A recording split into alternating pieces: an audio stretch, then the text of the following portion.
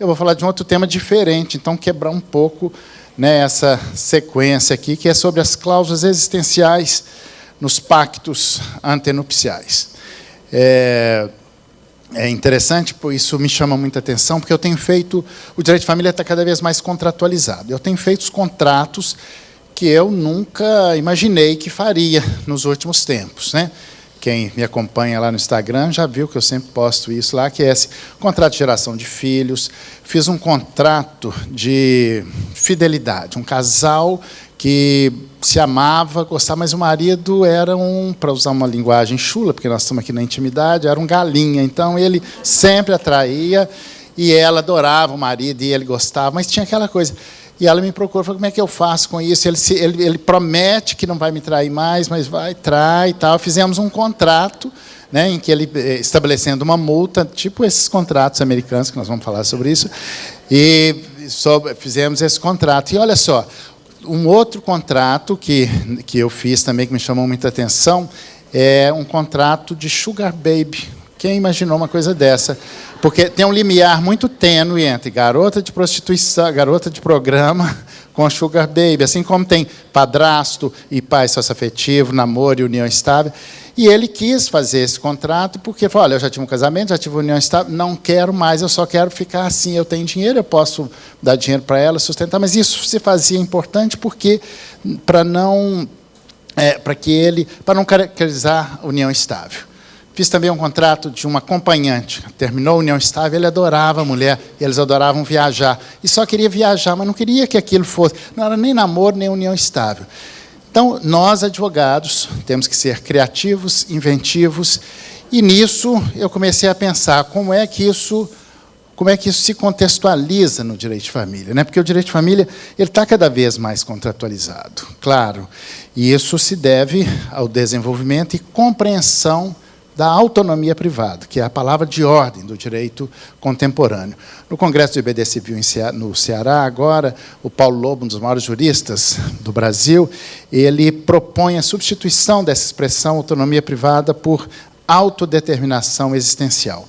Ele fala disso belíssimamente bem, vai sair um texto na revista do IBDFAM. Aliás, quem não é sócio do IBDFAM, venha se associar, venha se juntar a nós. Tem um stand do IBDFAM ali, e é muito importante participar dessa comunidade político-científica, principalmente nesse momento de tantas ameaças de retrocesso do direito de família. Estamos muito ameaçados, né? E já retrocedemos em algumas coisas, mas quanto mais fortes nós ficamos, mais forte será a nossa luta, né? Então, e agora, só que essas ideias de autodeterminação, autonomia privada, elas se vinculam diretamente à psicanálise. Claro, não posso deixar de falar de psicanálise, né, Gisele, Cláudia, as psicanalistas de plantão do IBDFAM. E, então, elas, na medida em que ela foi revelando e desvelando que o sujeito de direito é um sujeito de desejo. E é o desejo que determina tudo, né? Essa força poderosa em nós. E aí o desejo, porque desejo é desejo, e desejo é falta, está sempre faltando alguma coisa, eu sempre quero algo mais, né? Mas nada mais privado e subjetivo do que o desejo. E se o sujeito de direitos é um sujeito de desejo, sujeito de direitos é um sujeito de desejo, né? Essas subjetividades desejantes, é aí que começa, termina e perpassa a autonomia privada, ou, na linguagem de Paulo Lobo, na autodeterminação existencial. E é esse respeito à autonomia, que é o respeito à dignidade de cada um de nós, né, que perpassa, que enlaça, que engendra a autonomia privada e que perpassa a dignidade humana, que é o princípio constitucional, né, o macro princípio constitucional, e é também o vértice do Estado democrático de direito. Bom, então, como novas estruturas parentais estão em curso, quer a gente queira ou não, goste ou não, elas estão acontecendo. E elas estão acontecendo porque são os caminhos do desejo, né? E esses desejos, essa autonomia privada, elas têm que ser respeitadas, né? E nisso, nessas contratualizações, eu sou advogada há 40 anos e recebo casos, essa clínica do direito, né, essa coisa viva do direito, da advocacia, do dia a dia, a gente aprende todos os dias. Então, chega a cada caso, quanto mais complicado, melhor, né? E aí a gente vai aprendendo. E eu noto, de quando eu comecei a advogar 40 anos atrás até hoje, o tanto que mudou o direito de família e as novas questões, né, porque as pessoas... E tudo isso está ligado a um valor fundamental para nós, que é da liberdade do sujeito, né, e sempre nós nos deparamos com esse paradoxo do público e do privado, da intervenção mínima, da intervenção do direito na vida privada do cidadão. E nisso, e é por causa desses novos contratos, né, dessas novas estruturas parentais e conjugais, eu falo parentais porque eu já fiz contrato de geração de filho, é uma nova questão, mas não é objeto aqui hoje. Mas esses contratos né, das conjugalidades, os pactos, vamos falar tecnicamente, então, pacto antenupcial, né, no direito estrangeiro, acordos pré-nupciais, ou mesmo contratos de união estável, ou outros contratos como esses que eu fiz. Seria possível inserir neles essas cláusulas existenciais? Bom, eu não tenho dúvida que sim. Claro que isso não está previsto no Código Civil, porque o Código Civil, embora esteja fazendo 20 anos, ele foi engendrado, ele foi elaborado na década de 60, né, a sua estrutura maior, que reproduz ainda a família patriarcal, essa estrutura patriarcal que era patrimonializada, hierarquizada, e, portanto, isso nem se pensava, né? Não se falava, não se pensava nisso. Mas isso tem sido, eu tenho feito esses pactos, né, inserindo cláusulas existenciais. Nós podemos até pensar, bom, mas qual a validade, a eficácia e tal? E aí eu me lembro que nos Estados Unidos tem o testamento ético. Não sei se vocês já ouviram falar, né, que as pessoas fazem o testamento ético, não é pode deixar patrimônio ou não, mas deixam recomendações morais, né, para seguir. Será que isso, né, isso é muito comum nos Estados Unidos? Então, algumas cláusulas existenciais, elas até serão mais fáceis de serem colocadas, inseridas no contrato. Mas, quando nós falamos de cláusulas existenciais, nós estamos falando daquilo que atravessa o direito de família o tempo todo, que é uma moral sexual. Por exemplo, será que eu posso colocar num contrato que nós teremos uma relação aberta, né? Será que eu posso colocar que algumas questões, uma relação de sadomasoquismo, por exemplo, né? Tem gente que gosta. Será que isso não tem que ser respeitado? Eu não gosto, mas tem gente que gosta, né? E assim, não tem problema nenhum, né? Sexualidade é da hora da fantasia, que bom, né? Ela é plástica, né? Você imagina. E é tão assim o segredo de cada um, né? Porque assim, cada um pode imaginar alguma coisa e a gente não tem nem coragem de contar para o outro a fantasia sexual. Tanto que isso não vai muito para o pacto antenupcial, porque é a revelação de uma intimidade. Mas isso me chama a atenção, por exemplo, quem já viu, e a arte sempre, não sei nem se pode chamar de arte, esse especificamente, mas aquele filme 50 Tons de Cinza, né? Que lá o galã fez um contrato, fez ela assinar. Ali não era propriamente um pacto antenupcial, mas só estou trazendo o exemplo, quem viu o filme, né, que era sabendo onde ele traçava os limites daquela relação sadomasoquista e tal, né? Para alguns é chocante, para outros nem tanto, para outros faz levar a fantasia a mil e tal. Mas, enfim, isso não é de uma realidade tão distante, né? Mas como é que é isso em outros países? Por exemplo, em Portugal, existe o Código Civil, no artigo 405, ele deixa explícito essa ampla liberdade contratual e fala especificamente, claro, dentro dos limites da lei, as partes têm a faculdade de fixar livremente conteúdos nos contratos, celebrar contratos diferentes dos presentes neste código ou incluir neles cláusulas que lhes aprouver. Como no nosso Código Civil, que está lá, lista aos nubentes estabelecer quanto aos seus bens o que lhes aprouver. Essa redação que veio do Código de 1916, né, foi repetido, mais ou menos assim. E, claro, você pode contar os bens, não estava escrito quanto aos bens, mas não há dúvida nenhuma. Eu vejo a maioria dos doutrinadores falando isso, né? Inclusive, Maria Berenice fala disso também no seu livro. Eu acho que nós pensamos igual em tudo, tudo não, quase tudo, né? Nós temos algumas divergências que não vou falar aqui para a gente não começar a brigar, vai ficar feio na frente de vocês. Mas em Portugal, na Alemanha é possível, e nós temos também. Mas é muito comum e ficou muito conhecido essas cláusulas existenciais nos países do common law. Por exemplo, na Inglaterra, a Rainha Elizabeth II, não sei se vocês já sabem, porque isso é meio fofoca, né? Então todo mundo interessa. Assim, a Elizabeth II, ela exigiu que William e Kate assinassem um pacto antenupcial em que ela perderia o título de duquesa, para não repetir aquela história da Diane lá, né? O trono, a casa, a guarda dos filhos, né? E que seria impedida de falar na mídia se ela se divorciasse, né?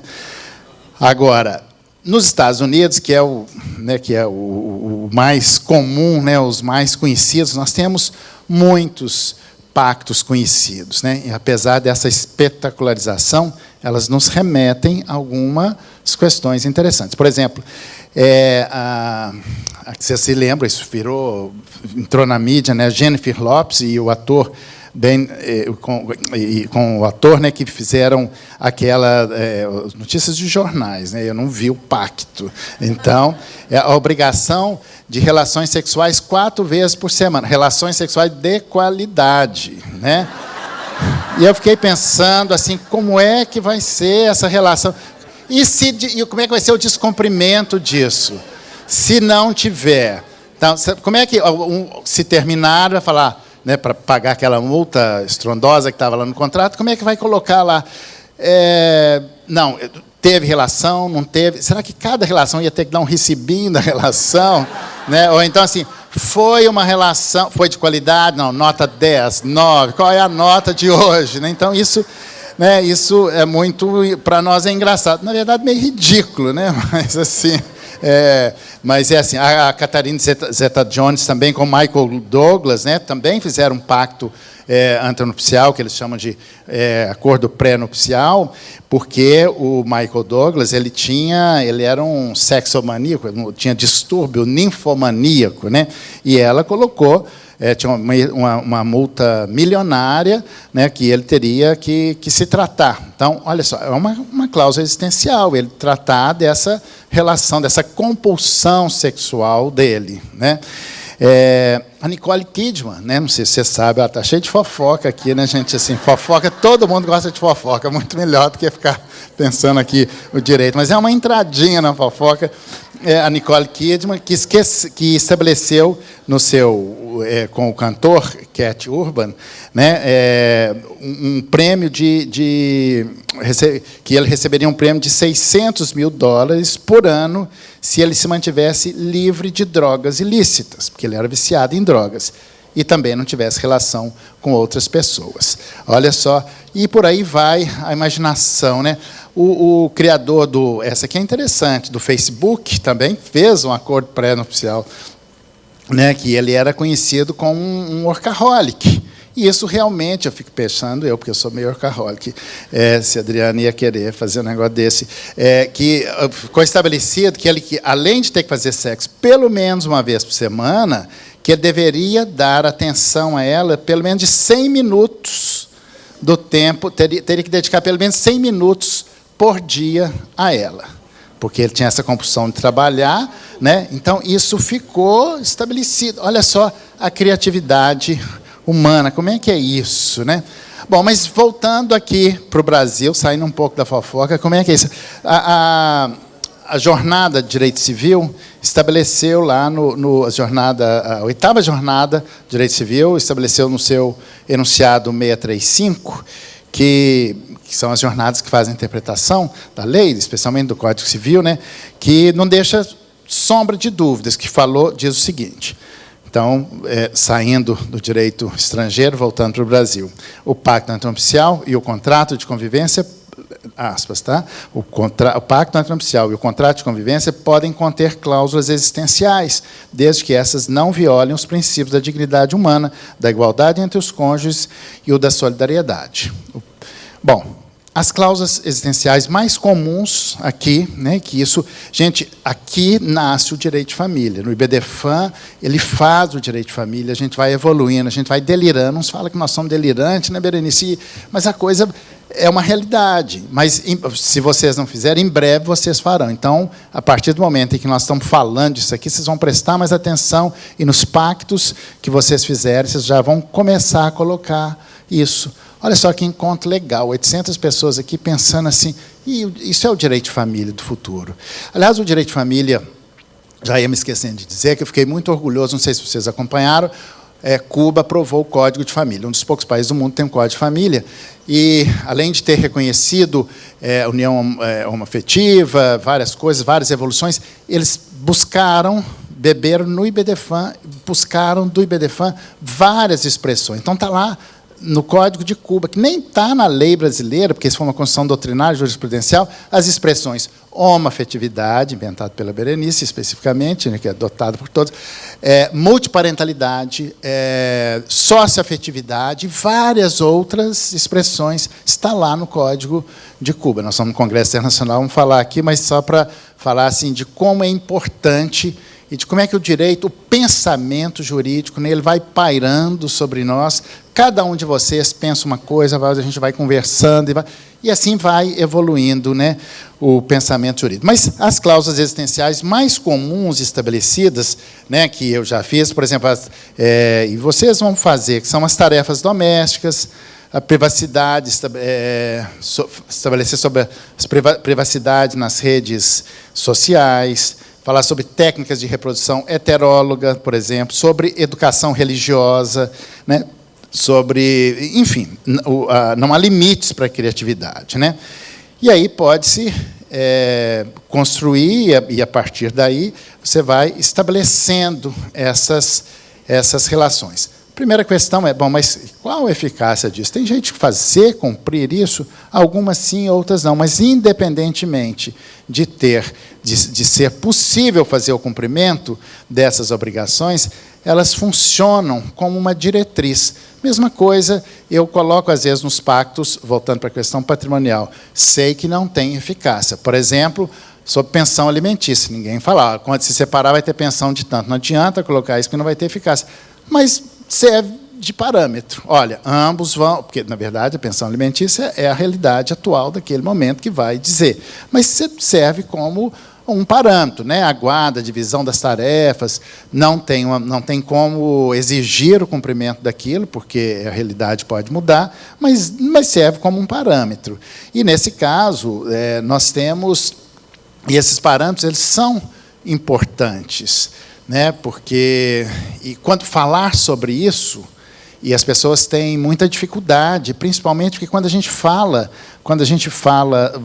vai falar sobre isso, nós estamos falando de sexualidade, que é um assunto difícil, né, de falar. E o direito ele é perpassado o tempo todo por esse viés, por essa moral sexual, né? Mas a sexualidade vai muito além do sexo. Aliás, o que interessa é a sexualidade, não o sexo, né? Que é um sistema de relações, de afetos, instituições, expectativas, fracassos, né?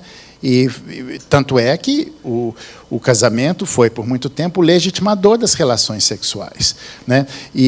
Mas o sexo foi privatizado, né? O casamento já não é mais o legitimador das relações sexuais.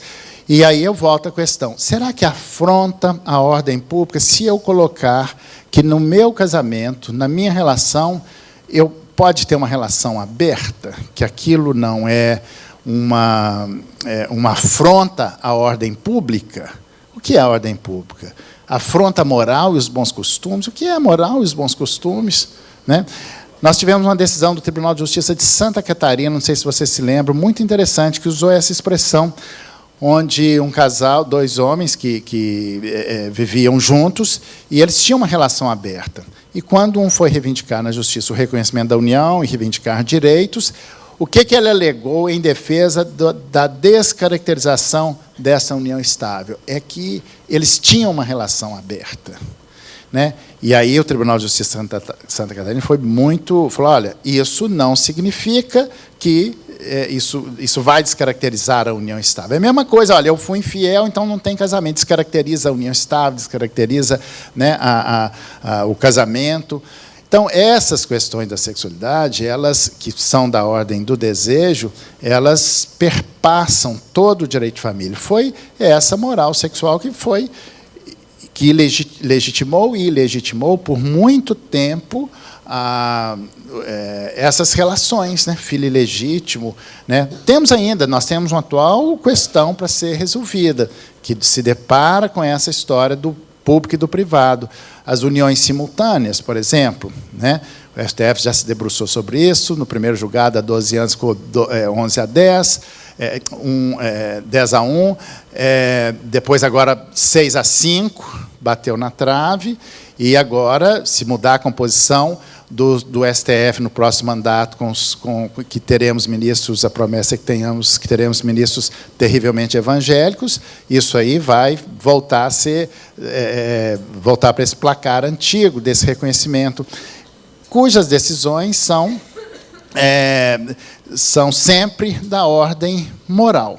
Não são julgamentos jurídicos. É sempre a questão moral que impera aí no direito de família. E qual é o limite disso? Por isso que nós temos que saber distinguir moral de ética.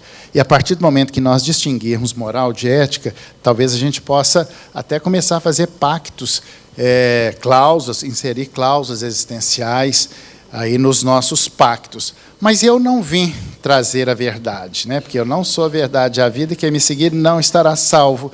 Mas eu quero, o tempo é limitado, eu quero terminar aqui lendo um pequeno trecho deste meu livro, que aproveito para fazer propaganda dele, porque eu estarei autografando aí no final, durante o...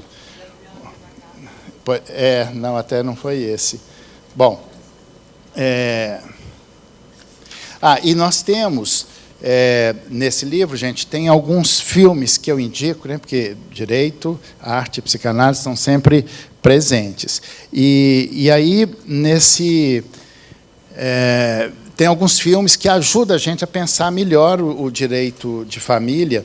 Então, tem um filme, dois, que eu indico aqui nessa minha filmografia, que é O Amor por Contrato, que é um filme americano, de 2010, e um que chama A Proposta, de 2011. Mas não precisa anotar, não, que está tudo aqui no livro. Então, vocês podem... Bom, mas vamos lá terminar, porque temos um tempo, e eu não gosto de me exceder. Vou terminar lendo um pequeno trecho para a gente concluir.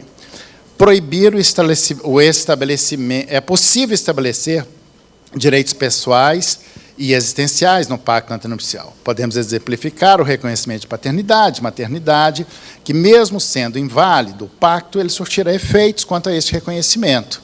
Né?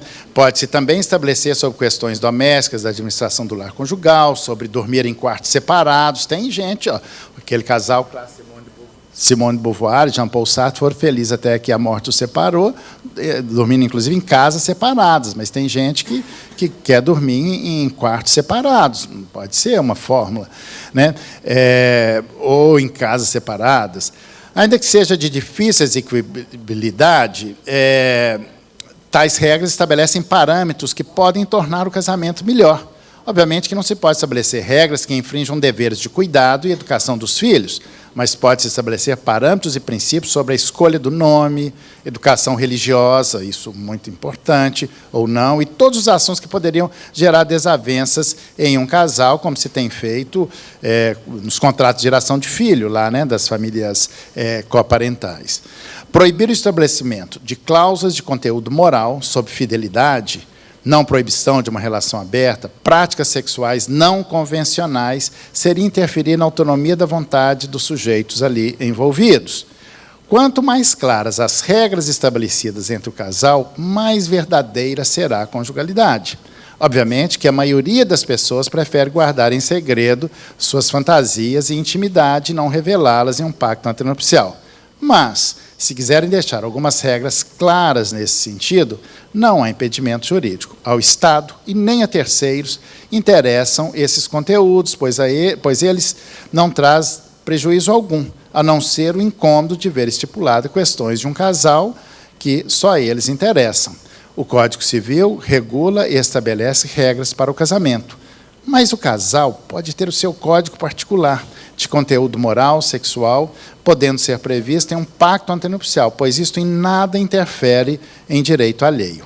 Qualquer ato sexual é lícito se for realizado voluntariamente entre adultos e não causar danos aos protagonistas e nem a terceiros.